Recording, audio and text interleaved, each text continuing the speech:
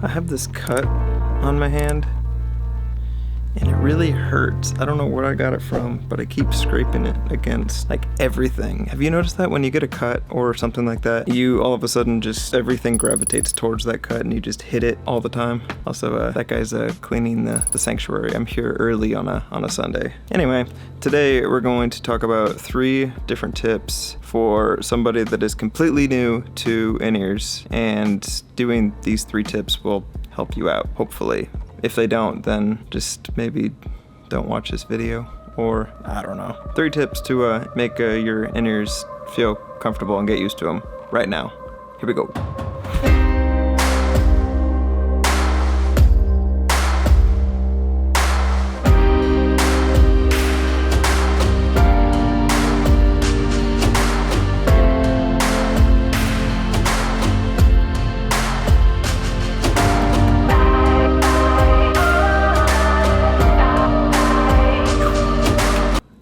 The first tip, it's gonna sound kind of like, well, duh, but it is a real tip, and it's something I had to do when I first started, and that is have patience with it. Know that this is going to be a process, especially if you go from like using floor wedges, or maybe you're just using one inear and you want to switch to using 2.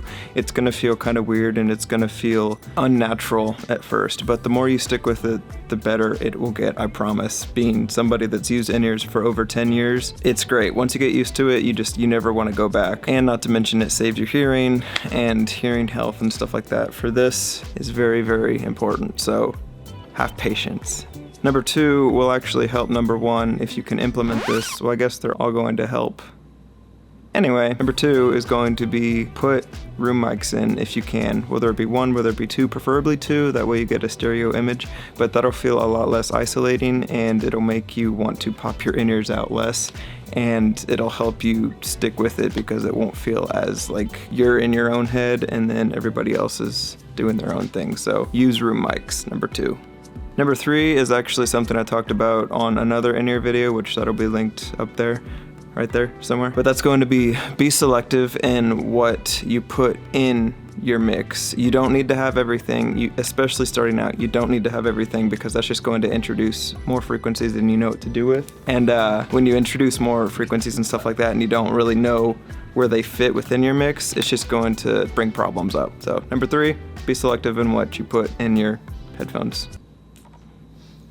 So since you've made it this far, you're gonna get a 4th tip. I know, crazy, right? A 4th tip, a whole new tip. The 4th tip is going to be, when you're getting inears and stuff like this, make sure that the seal in them, whether they're universal or customs like these are, make sure that their seal is good. If the seal is loose, it's not gonna work. The inears only work if your seal is good, because then you actually get the isolation and then you get the bass response that you need.